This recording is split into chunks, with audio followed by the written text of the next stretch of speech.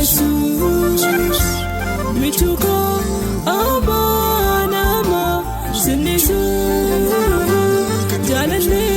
Dupukati Ulfadu Baranati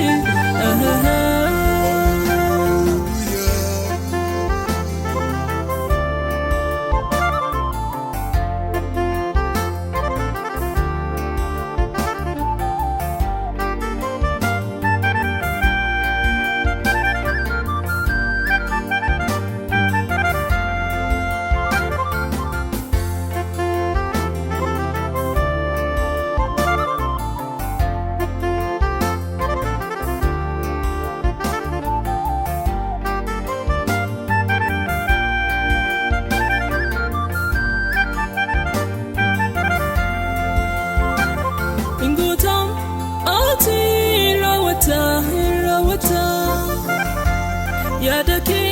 maltu karati kuta Waka kwatin kapdu madali Erondalu pungo siti gamadi Waka kwatin kapdu madali Erondalu pungo siti gamadi Apagari Jesus Michuko Abanama Sinisu Jalale Dupukati Ulfadu Baranati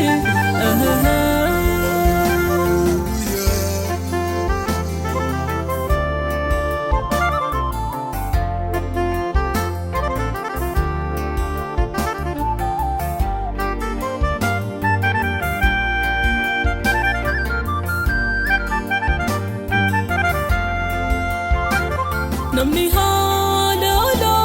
le dufa hala le jumba Bunduman arge kanke ana fadda Kanafan sital chifate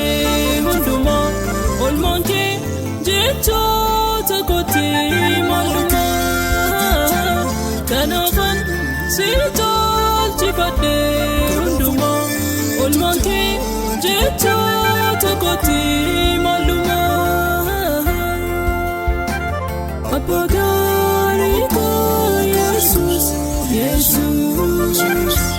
Michuko Abanama Sinisu Jalale Dupukati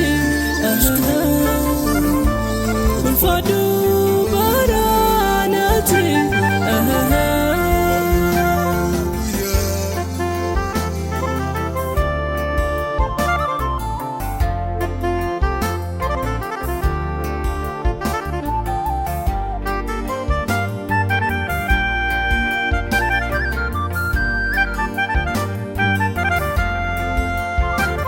Impone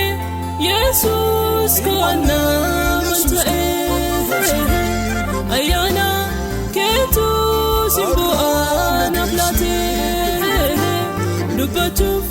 yeroon wanan nangga'u Simfarsa galan negosit tatolu Dubbachuf yeroon wanan nangga'u Simfarsa galan tatolu Apagari ko Jesus Michuko Abanama Sinisu Jalale Dupukati Ulfadu